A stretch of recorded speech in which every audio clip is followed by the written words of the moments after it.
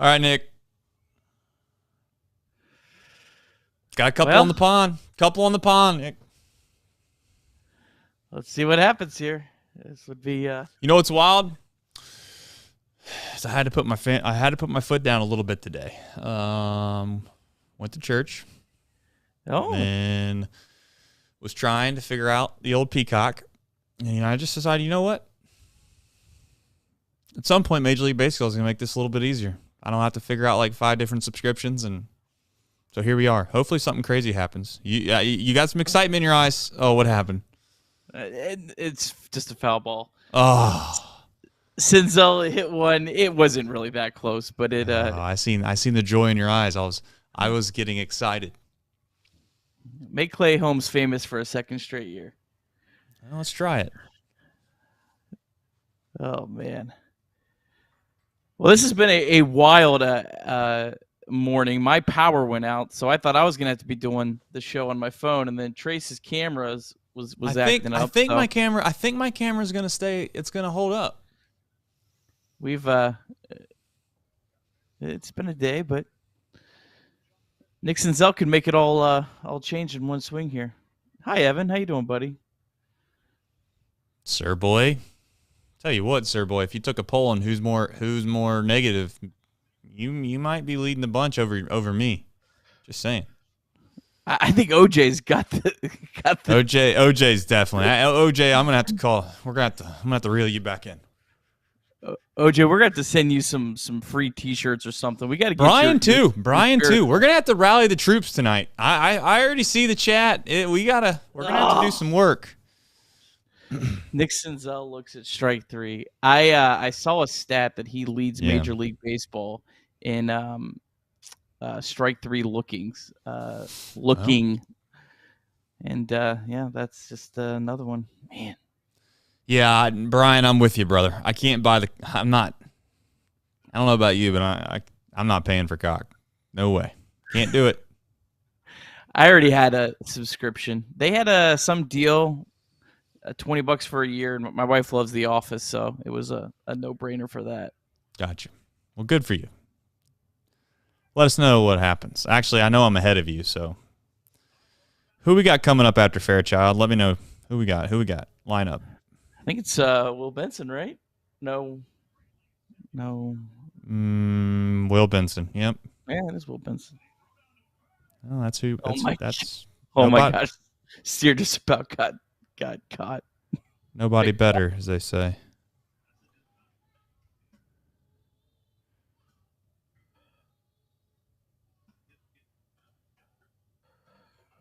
Yep, I can do that.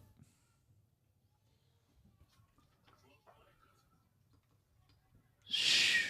They gonna review it? No.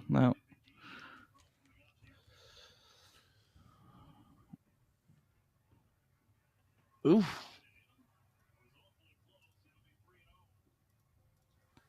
Three, I gotta close that. I don't want that up. No spoilers. I pulled the box score. I want to see this. I won't ruin it for you. I'm ahead of you, but I can't see a thing. So, and the wife's got the AC cranking in the house right now, dude. I am just getting blasted by this air conditioner. What's the temperature down there? It's like 77. I don't understand why. Wow. Why this air conditioner is just. It was like 68 here, and man, it was just spectacular. I was kind of like bummed when the power came on. I was like, oh, no, I got to go inside, and I was kind of enjoying just sitting out there. What's Will Benson's number, Nick? I don't know. I have no idea. He's coming up to the plate. Seriously, I have no idea. I don't know these guys' numbers. I don't. Is he gonna hit a walk-off right here? Is Will Benson gonna do this thing? Oh, is he up? Until he's not up, yeah. I still got Stuart Fairchild 3-0, my man. What? You're killing me. Dude, you're way behind. The Peacock is behind on me. Nick, you're... Yeah, there we go. I saw the walk. Hey, yeah, I mean, there's a mound visit already. We got a lot of things happening. I just watched it on the smart TV, and I even, like I said, the power was out, so I obviously restarted the stream in like the 8th inning. So it's not like it. You know how streams can like over time kind of slowly, get behind. Oh, Will. Oh man. What number's Will? 30? I have no. That sounds right. No, he was 30. Does he come back with the same number? I don't know. I'll let you know when Peacock gets off of the Yankees. Will. They're going to pinch it. They're not pinch hitting for Will. Okay. I don't even know who's on the bench that could pinch it for him, to be frank, but here we go. Tyler Stevenson. I think you're going to stick with the lefty. What does this say about Tyler Stevenson that he's not pinch hitting for Will Benson here? I think it says that they were going to give him a couple days off. Yeah. Come on, Will. My man. Listen, everybody. I need this as much as you. Everybody says negative things. I'm not looking at the chat. I'm not looking at you. I'm just watching this. I'm gonna enjoy or whatever happens. All right, I'll let you enjoy. I'm not gonna. Good take. I won't spoil this. I don't even think I'm that far ahead of you anymore.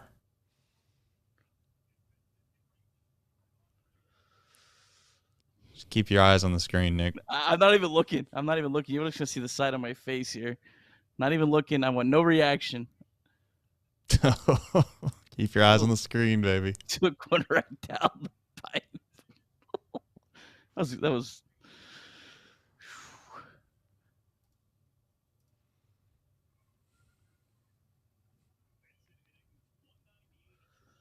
I think my son's taking a nap, so I really need to.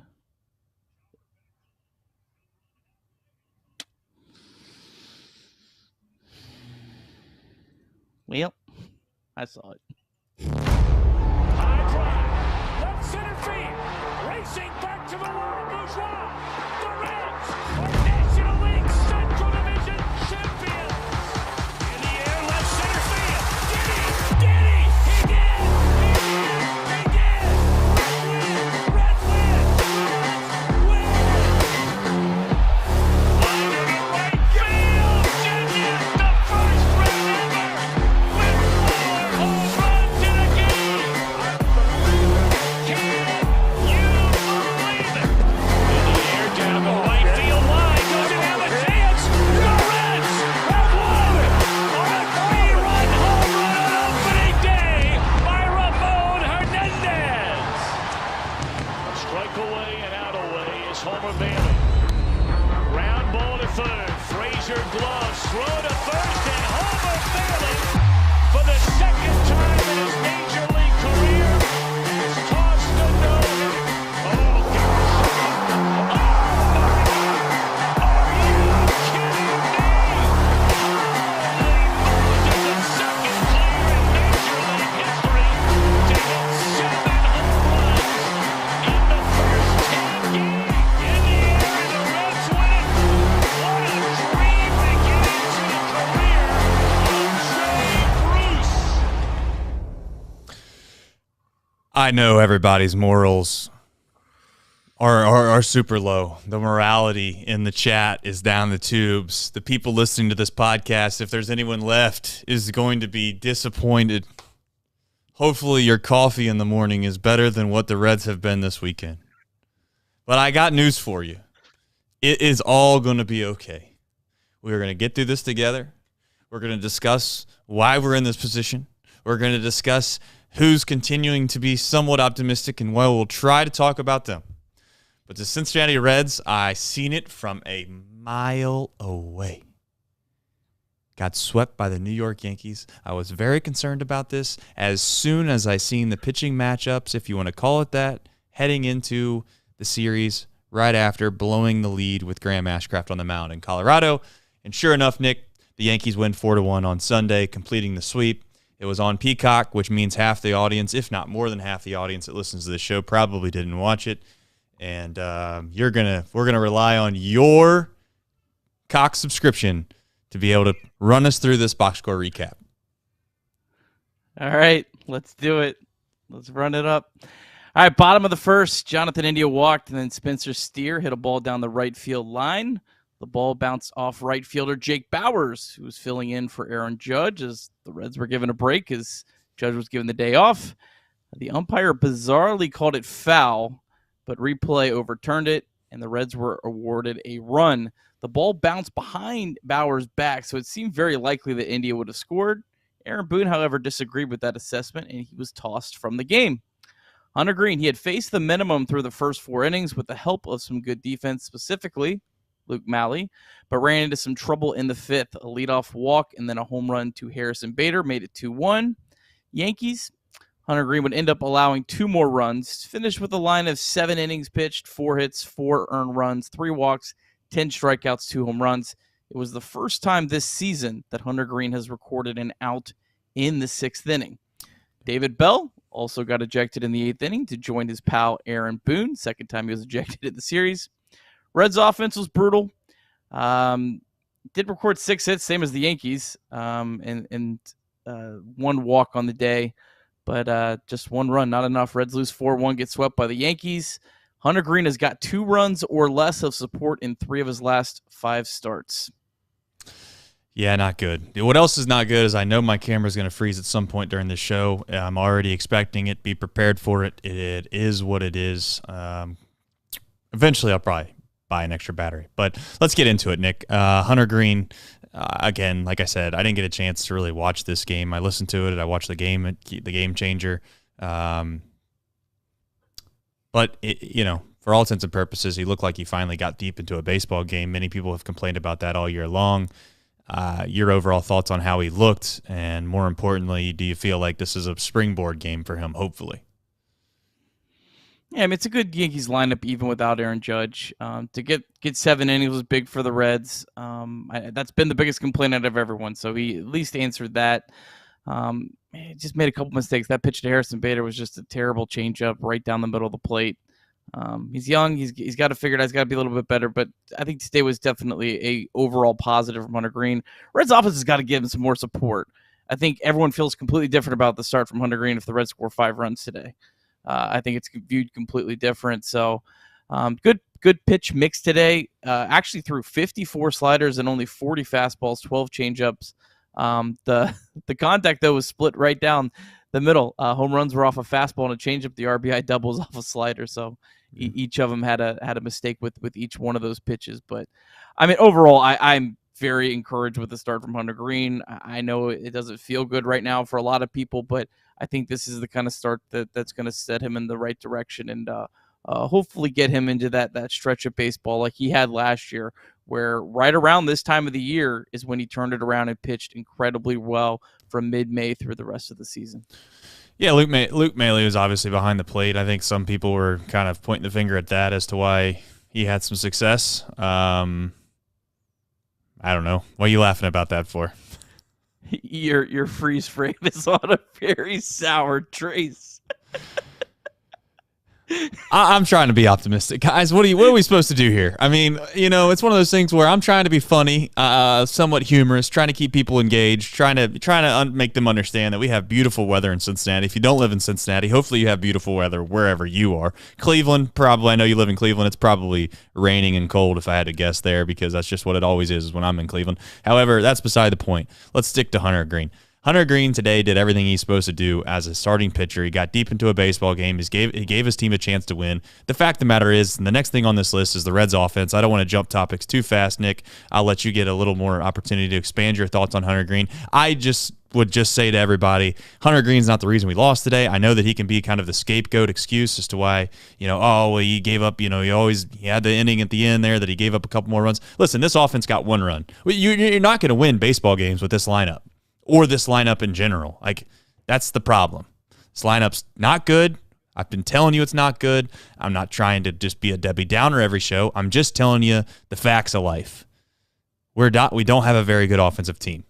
If we go out, like you said today, and we score 5 or 6 runs, everyone's talking about how great of a job Hunter Green did it. Instead, we scored 1 run, and now all of a sudden it's Hunter Green's fault. That's just absurd and ridiculous. I don't know where we go from here. I'm not sure. This offense is bad, Nick. It's bad. It is freaking atrociously bad. And I don't want to get too far down the path of this. I'll let you finish your thoughts on Hunter Green. Let's jump into the Reds offense and we'll keep it moving. Well, Not Hunter Green. Ellie De La Cruz, as pointed out by Evan, and I was just watching it because I could not wait. Just hit a 465-foot home run. So that guy's coming soon. He's going to help the Reds offense. Christian Encarnacion Strand's going to help the Reds offense. The bottom of the order is just too many holes. I mean, in Nick Senzel, as good as he looked for a while, I think Bryce had a tweet, his average is like below 200 over his last so many at-bats, which is pretty significant. I don't know. I mean, Nick Senzel's steam, I think Nick Senzel probably ends up sliding back into a utility player, and I think that's fine. But I think he's shown some signs that he can be a solid utility player, and that to me is a win.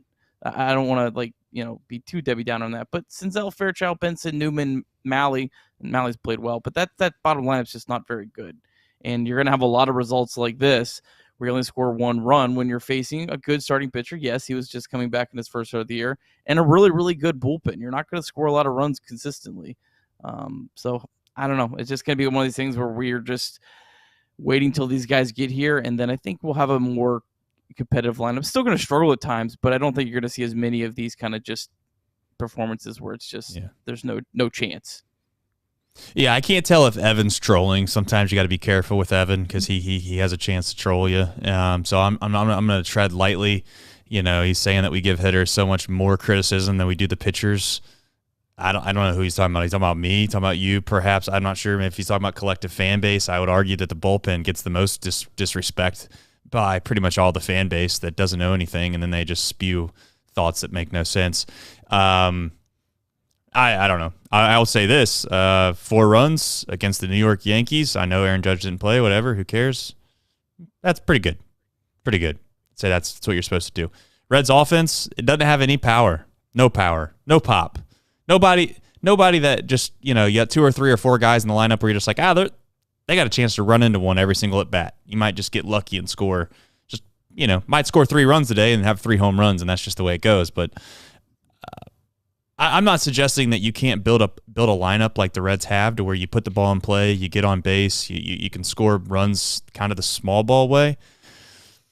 But when you got guys that are built to score that way and they don't get on base and they don't, hit for any type of power, you're going to run into this offense that we have now, which is just not good. I know I know Brian earlier in the chat was on McLean a little bit. I'm not on. Listen, McLean, I feel like he looks fine. Guys are going to struggle. I mean, they're young. They have never been up at this level. I'm not suggesting that they're not. You shouldn't hold some kind of standard to them. But Nick, what more do you want from the young guys on this team? They're not Jesus Christ. I mean, I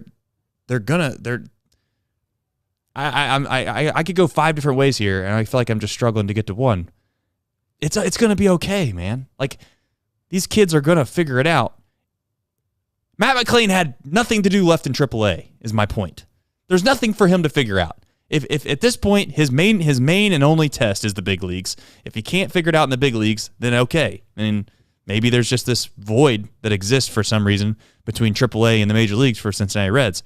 I'd argue that over the course of a year, Matt McLean is going to cut his strikeouts down. That's going to happen. It's just going to take him a minute. Your overall thoughts on just the offense in general, maybe McLean's some struggles. Leave it at that. Yeah, I mean, it took Matt McLean quite a while to adjust to Double-A pitching when he got there. So this is his first adjustment. Give him some time. Give him some patience. I can't wait for Ellie and CES to get up here. I've already said my piece on that, so there's no point in going down that road. But when they do get here, it's going to be okay if those 2 guys struggle. But once you have CES, you have Ellie, you have McLean, you have India, you have Fraley, you have Steer, you have Senzel, all those guys are going to struggle at times, but they're probably not all going to struggle at the same time. Right. And that's going to be, you're going to have those guys, feeding off of each other, picking each other up. And I think that'll be at least a lot more enjoyable time to watch. But I don't know. Back to Hunter Green. I mean, Hunter Green last year, May 5th, he had ERA of 8.71. And then you got his ERA for the season down to 4.44. I think you're just hoping this is the same season. Right now it's at 4.68. I wouldn't be shocked if by the end of the year he gets that ERA right around 4. And that's a positive step for a guy that's this young. It's not going to be this drastic, all right, second year, boom, he's got an ERA of 3.2, right? Like, it's going to be probably a slow development. And that's fine. I mean, Reds have him for a long time. And you just hope you continue to see improvements. Today was definitely some significant improvement for Hunter Green, and hopefully you continue to build off this. Yep. Listen, we're not sitting here trying to be naive, by the way, either. I know some people in the chat are just saying, hey, I'm just Steve says we're mentioning facts isn't really hating. I agree. I mean, mentioning facts is not hating. You're just trying to lay it all out there and tell the truth. Matt McLain, I don't think we should really have any kind of judgmental factor on him based off anything until at least the All-Star break and what he looks like. It's give some of these guys runway before we just decide to cast off whether they have huge problems or not. And you know what? There's still a place in this league for guys that strike out more than you may like. Like, that's, if you put it this way, I'd rather have a guy strike out a little bit more than they're supposed to, play really good defense, and also have a little pop in their bat and be able to have some extra base hits and hit home runs, than to sit here and have a guy that's going to get on base, whatever, have an on base percentage of 350 and legitimately never have any pop and also be a below average defender. There's more to this game than just saying, oh, he strikes out too much or this, that, and the other. So I thought McLean's looked great defensively. Again, I didn't get a chance to see the game today, but at the same time, don't kill me if he had a couple errors today. But I'm not too concerned about the young guys. I'm really not. I'm more concerned about the fact that if you're looking to try to judge this team off wins and losses, I hate to be the bearer of bad news, but this offense is abysmal. We've gotten fortunate to get production from guys we never thought we were going to get production from. Spencer Steer's been pretty damn good. We didn't know we were going to get anything out of him. Luke Malley, oddly enough, has been the best hitting catcher that we've had. Fraley's been great. But outside of that, Senzel had a couple weeks where he was hot, but you get my point. Like, there's holes all over the place. And if I would have told you before the year started that Will Myers was a boat anchor, Tyler Stevenson's a boat anchor, Jose Barrero is not going to show huge signs of improvement, and in fact, you might argue that maybe you'd rather have Kevin Newman in there. We're not good, and that's where we're at. So we're getting close. If you want to be somewhat optimistic about this, we're getting close to just saying the hell to high water. We're just going to start to play this thing and get the guys up here we think can help us down the road. And I would like to think that the Newmans of the world are gone. I'd like to see the Ramoses of the world are gone. I'd like to see all of that would be completely gone. And you see Ellie, you see ECES, maybe Andrew Abbott comes up later this year and you get to see him. Like, that's the opposite side, is we can stop worrying about this pennant race. And the sad part is, Nick, is the Central stinks. And you know who's going to win the Central, don't you? Not if they get swept in this 4-game series by the Reds at Great American Ballpark. Yeah, you know who's going to win the Central, everybody. If you have the Betfred Sportsbook app handy, just go ahead and do yourself a favor and put you as much money as you want on the Cardinals, because they're going to win this division. And that's the sad part of it. It stinks, but we all know it's true. We all know it's true. Just, if you want to make yourself a little bit of money, just go put money on the Cardinals, because that's exactly who's going to win this stupid frickin' division. One more point on you talk about young guys. Look no further than Spencer Steer. Spencer Steer last year came up, played 28 games in the year, hit 211, 306, 326 slugging, showed very little power. It's a 632 OPS, hitting 253, 335, 437, 66 OPS right now. It's a gradual development. These guys have to adjust to Major League pitching. Sometimes you have players come up like Jonathan India and they hit the ground running, but that is the exception more than the rule. So, right. I don't know, give these guys a little bit of runway. Hopefully we see Ellie and CES soon. I really don't think the Reds are going to hold them down that much longer. I think they've, McLean was the first position player in his class to reach the big leagues. So they're going to be here soon. And when they are, we'll be excited. And until then, we're just going to keep trying to find things to talk about. Yeah, I mean, we're doing this show every day, so we love the chat. The fact that there's this many people watching on a Sunday and when the game was on Peacock is amazing. I would just remind everybody that I genuinely believe that players in general are going to be good enough or they're not. You know, let's not get caught up in how good they get started or bad they get started. And I know, you know, I'll poke fun at my friend Nick here a little bit. It's like, I know we want to kind of put bubble wrap on these guys and make them seem like they're glass and make sure that they're everything's in its prime position for them to have success, whatever you want to call it. But you can look at Aquino, who came up here and he couldn't have had a better start to his major league career. You legitimately couldn't have had a better start. And it didn't mean hardly anything for him over a long sample size. I'm sure that this Volpe kid from New York got off to an unbelievably terrible start. And in a year from now, he might be one of the best shortstops in Major League Baseball. So it's all going to work itself out. Let's give it some time. This stinks. I'm tired of losing. We're all tired of losing. That's the one thing I do want to make clear. Just because we want to be positive, we want to be optimistic, we want to try to give some viewpoints that might make you have a little bit of hope. It's not false hope all the time. We're not trying to be just idiots. But at the same time, like we're all tired of losing. It is frustrating. I'm 34 years old. Can't even keep track anymore. 35 years old. I've not seen any meaningful baseball being played in Cincinnati outside of 2012, and you could argue the COVID year. And we haven't won a playoff series. It's nauseating. It's tiring. I don't want to hear about the Big Red Machine, Nick. I've talked about that before. I'm sick and tired as much as anybody is. But it's not going to be fixed overnight. So we got to figure out what it is that we need to look forward to. And the biggest thing that I would argue that we could look forward to here soon is the fact that we can all agree that we're out of this thing. We can be realistic. We can all say that our lineup stinks with a capital S, maybe even a capital TINKS too. I mean, we put it in all caps. This offense stinks.